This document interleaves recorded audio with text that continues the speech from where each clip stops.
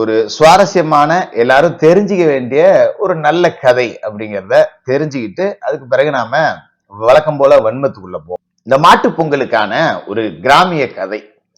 ஒரு உழவன் மாட்டை ஏர்ல பூட்டி நிலத்தை உழுதுகிட்டு இருந்திருக்கான். மாட்டுக்கு டயர்ட் ஆகக்கூடாது, நமக்கும் டயர்ட் ஆகக்கூடாது அப்படிங்கிறதுக்காக மாட்டுக்கிட்ட அவன் பாட்டுக்கா பேசிக்கிட்டே உழுதுகிட்டு இருக்கான். அப்ப அந்த மாட்டுக்கிட்ட சொன்னிச்சான், மாடு சொன்னிச்சான், என்னை இப்படி போட்டு பாடுபடுத்துறிய, ஏன் இப்படி பண்ற அப்படின்னுச்சான். இல்லப்பா, நான் உன்னை படலாம் படுத்தல, வரக்கூடிய விளைச்சல்ல உனக்கும் நான் பங்கு தருவேன், நான் மட்டுமே எல்லாத்தையும் எடுத்துட்டு போயிட போறதில்ல அப்படின்னா. என்ன பங்கு தருவேன் அப்படின்னா, ஏர்ல உன்னதான் முன்னாடி கட்டியிருக்கேன், நீ தான் முன்னாடி போற, நான் பின்னாடி தான் வந்துகிட்டு இருக்கேன், அதனால விளைச்சல்ல எது முன்னாடி வருதோ அது உனக்கு, பின்னாடி வர்றது எனக்கு அப்படின்னானா. நெல் வளர்ந்துருக்கு, எடுத்த உடனே பாத்தீங்கன்னா கதிர் தான் அப்படியே வெளியில வந்து செடியா முளைச்சு அதன் பிறகு நெல்மணி வந்திருக்கு.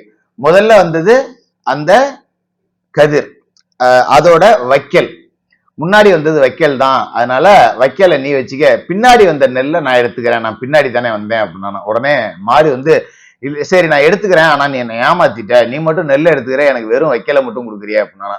நான் நெல்லை நான் மட்டும் எடுத்துட்டு போயிடுறது இல்ல, இதுலயும் முன்னாடி வர்றத உனக்கு தரேன், பின்னாடி வர்றதை நான் எடுத்துக்கிறேன் அப்படின்னா. சரின்னு நெல்லை எடுத்துட்டு போய் அரைச்சிருக்காங்க, முன்னாடி தவிடு வந்திருக்கு, அதை மாட்டு கொடுத்துட்டான். நீ தான் முன்னாடி போய் நிக்கிற உழவுல, அதனால இந்த தவிடை நீ வச்சுக்க, பின்னாடி வர்ற அரிசியை நான் எடுத்துக்கிறேன் அப்படின்னா.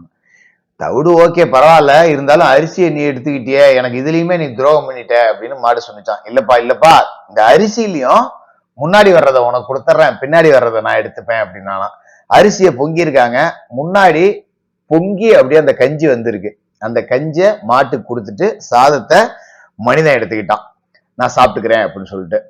உடனே மாடு சொன்னிச்சான், என்ன எல்லாத்துலயுமே முன்னாடி எனக்குன்னு சொல்லிட்டு முன்னாடி வர்றதெல்லாம் என்கிட்ட கொடுத்துட்டு நீ பின்னாடி நல்லதா எடுத்துக்கிறியா, இப்ப நான் இனிமே எனக்கு பின்னாடி வர்றது உனக்கு முன்னாடி வர்றதுனால.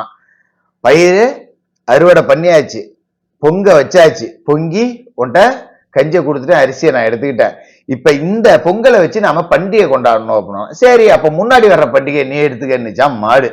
அதனால முதல் நாள் வரக்கூடிய பொங்கல் மனிதர்களுக்கானது, சூரியனை வணங்கி மனிதர்கள் எடுத்து உண்ணக்கூடியது.